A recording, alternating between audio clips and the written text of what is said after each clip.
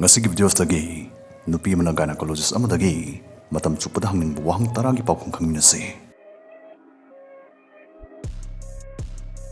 Ahan Wahang period manungda nabasi masin normal oibra kaisu kaidabra. Period manungda nabasi bekoina dysmenorrhea haina khangnei. Period manung ahan numit nini humni nabasi masin normal oi. Adubu karigumba period lakadabun mit nong manini walingai dagi naba horagadi gynecologist ama tanabiyo. Dysmenorrhea si makhal ani thokna khaidoi. Primary dysmenorrhea amadi secondary dysmenorrhea. Primary dysmenorrhea asti normal oi. Masti period manung adongi uterine contraction toba haidi chapsin chingsin badagi thokpani. Period manung naulum chapsin chingsin badagi thokpani haibani. Secondary dysmenorrhea asna secondary oina reproductive organ kharada thokpi issues medical condition kharana thonmane. Khudamoina fibroid adenomyosis PID hari basinga sinasu period manungda nahalak PI. Kadigumba dongi period manungi anabaduna maram oiraga adum school college kabi araktraba thaba aruba ma chatpa ngamaktragadi gynecologist tanabiya. Asambida primary dysmenorrhea di normal ni aduga secondary dysmenorrhea na lying thopikadabni haibane. Anisubu Wahang karamganda ina punsigi ahanba gynecologist unakadage. Ngalabada nupi mchaman masagi chahi tarahomde bulalagadi gynecologist unabiba fai. Unabasta gynecologist aduna hormone change torokpa haksangi saban muti honglakpa lanai haksang suruk kamdongna tarutanana thamgani sex education kamdongna mirol haloi kamdongna STDs tagi ngakthokni haibni chungba skumba adongi chahi ga chanaba matangi kyanlosing soidana pirakani.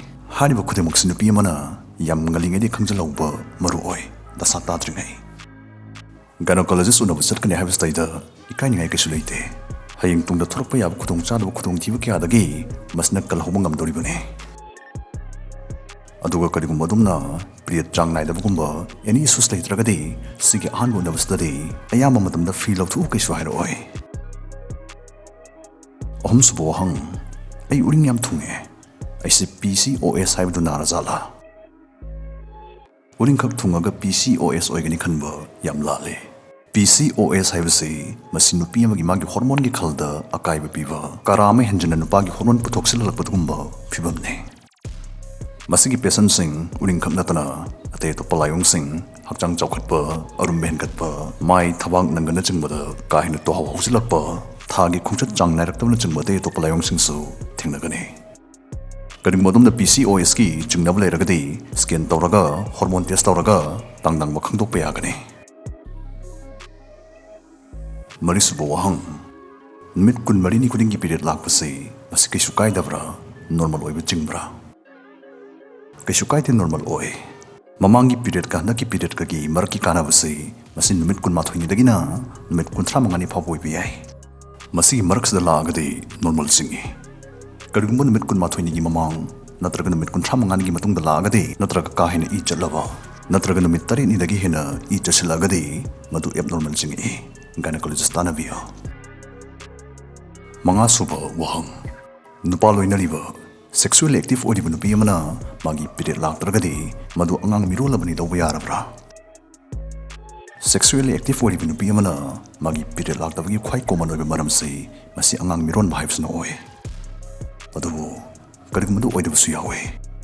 Maramsina mirole mironde asengba khangnanaba urine pregnancy test poiro blood test poiro tawthokpiraga asengbu khangdokpiyo. Karigumba result na negative laglaba angang mirolam dragadi adom scan tawba amadi thyroid amasung prolactin test tawbagi tangai fadab lakani. Period laktabudugi tangdang mamarum khangdabgidamak.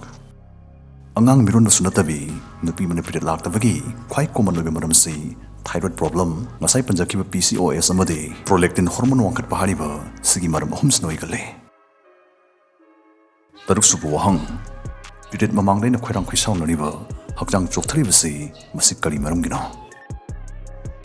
Adom hakjang chokthaba yai sauningba khwairang khwisauba yai ngahak harauba ngahak haraudaba mood swings breast naba haribasing ase adomna period laktringai numit kharanigi mamangda thingnaba yai. Sibu ekhwina premenstrual syndrome asambida PMS haina khangnai. PMS se masi adongi menstrual cycle manungda thokpa hormone hongdo hongjina tholakpane.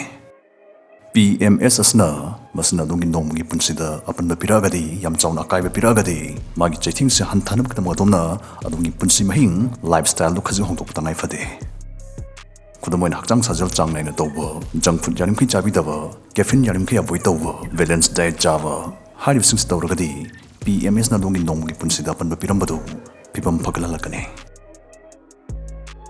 tarit subo wahang vagina da hakachai numit nini humni gi mamangdagi manam namthiba maso thorei chale aigi sibo vaginal infection thokna jala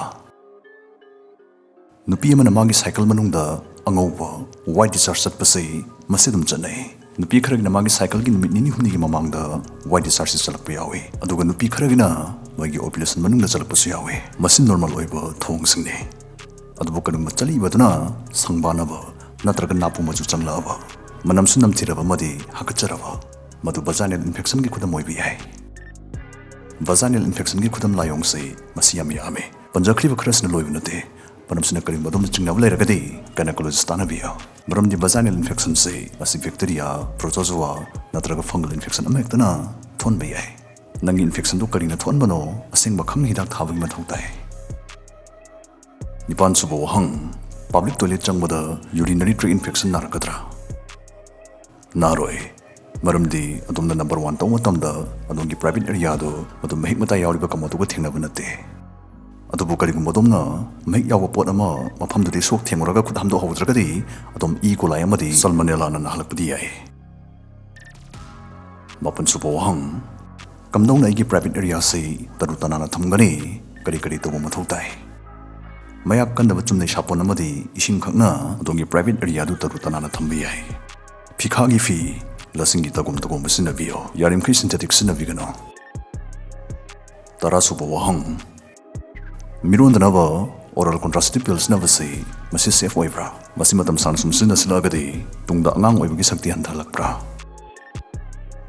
oral contraceptive pills se masi huskan kaithil da makhal makhal fange masi anawa thorpasingna magi hormone gi dos hantai side effect hantai oral contraceptive pills na gaharagadi gynecologist tana bibna khwaidai fai maramdi moina di nang madu char matungda kari kari risks lakpa yai habdu madu tasingna khangla matungda tharakadori bane oral contraceptive pill na angang mirol handabada effective oibgi chang se masin 99 to 97% ne oral contraceptive pill kaksina banadi tungda nupi mana magi angang oibang ngamagi sakti da akai bapan bapide tasingna akai ba piraktori badi aging pillu chana chana isagi chahi asum yamsalakpa dunane chahi lislakpa dunane aduga khangjinbigadaba wafam amana oral contraceptive pills na vasna haktin na badagi sanopalai nasing STDs lagi ngakthokpi dai basimadi kauri dabane